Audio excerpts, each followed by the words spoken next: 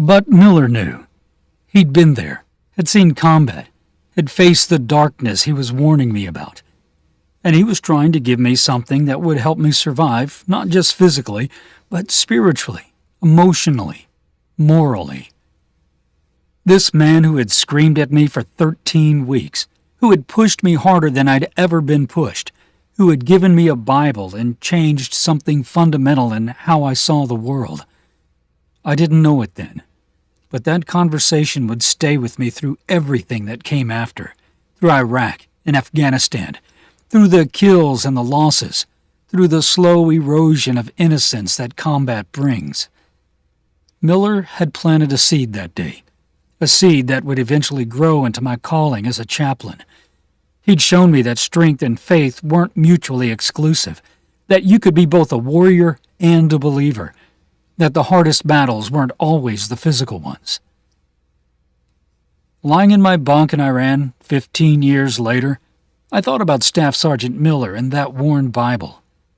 I'd bought my own copy after boot camp, had carried it through Iraq and Afghanistan. I had read it countless times during deployments and training exercises. It was in my room now, on the nightstand next to Sarah and Noah's picture, worn and marked with my own notes, just like Miller's had been. Miller had been right about combat. I'd seen things in Iraq and Afghanistan that tested everything I thought I knew about myself and about God.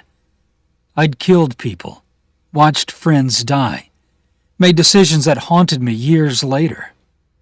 I'd faced the temptation he'd warned me about, the temptation to become hard, to shut down, to stop caring.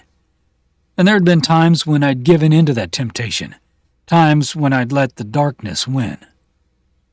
But I also remembered his words, remembered the lesson from that worn Bible.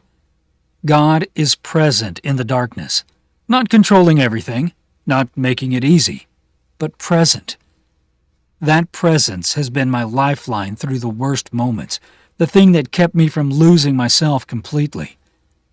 And through all of it, I'd held on to that lesson from boot camp. God was present in the darkness, not controlling everything, not making it easy, but present. That's what had eventually led me to chaplaincy.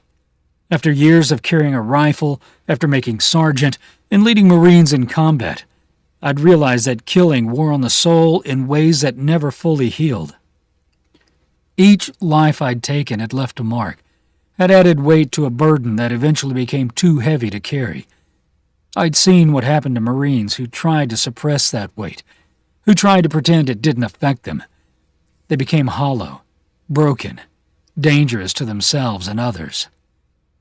I'd rather help Marines carry that weight than add to it myself.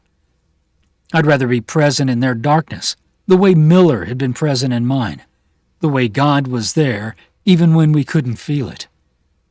That was the calling that had driven me to pursue theology and divinity degrees, to go through the long process of becoming a chaplain, to trade my rifle for a Bible and a cross. It hadn't been an easy transition. Some Marines didn't understand why I'd given up being a combat leader to become a chaplain. Some saw it as weakness, as running away from the hard work of war. But I knew better. Chaplaincy was its own kind of combat, its own kind of warfare. Instead of fighting external enemies, I was fighting the internal battles that threatened to destroy Marines from within. The guilt, the trauma, the moral injury, the loss of meaning and purpose.